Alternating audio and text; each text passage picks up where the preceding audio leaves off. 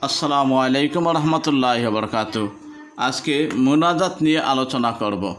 অনেকে বলছেন যে মুনাজাতের দলিল কি আসে বিষয়। আমি আজকে কোরআন থেকে এবং হাদিস থেকে আপনাদের সেই মুনাজাতের রেফারেন্স বা দলিল দেখাবো।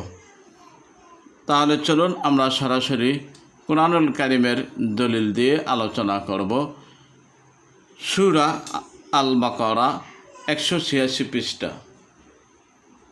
এখানে দলিল দেওয়া আছে, যখন আমার বান্দারা আমার সম্পর্কে তোমাকে জিজ্ঞেস করে, আমি তো নিকটবর্তী, আমি দোয়াকারী, দোয়া কবুল করি।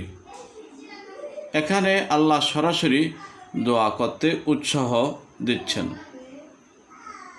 সূরা গাফির 60 নম্বর আয়াত, আল্লাহ বলছেন, তোমরা আমাকে ডাকো, আমি তোমাদের ডাকে সাড়া দেব।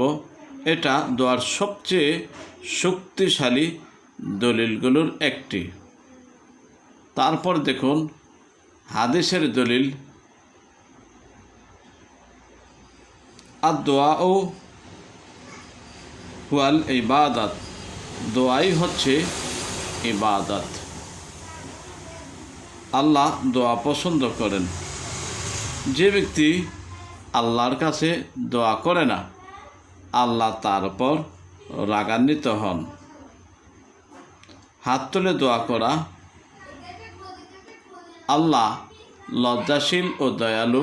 বান্দা যখন হাত তোলে তিনি তা খালি ফিরিয়ে দিতে লজ্জা পান।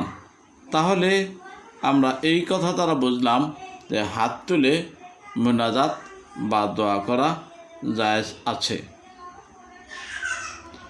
মুনাজাত সম্পর্কে মূল কথা, মুনাজাত দোয়া বাংলায় বিশেষভাবে হাত তুলে বা কান্নাকাটি করে দোয়া বোঝায়। একা নামাজের পর তাহাজ্জুদে সবসময় দোয়া করা যায়। নির্দিষ্ট কোনো একটাই ফরম্যাট বাধ্যতামূলক নয়। গুরুত্বপূর্ণ বিষয় মতভেদ।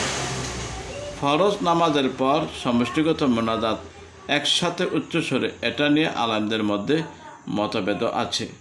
তবে ব্যক্তিগত দোয়া করা, এটা সবাই একমত যে সুন্নত ও উত্তম।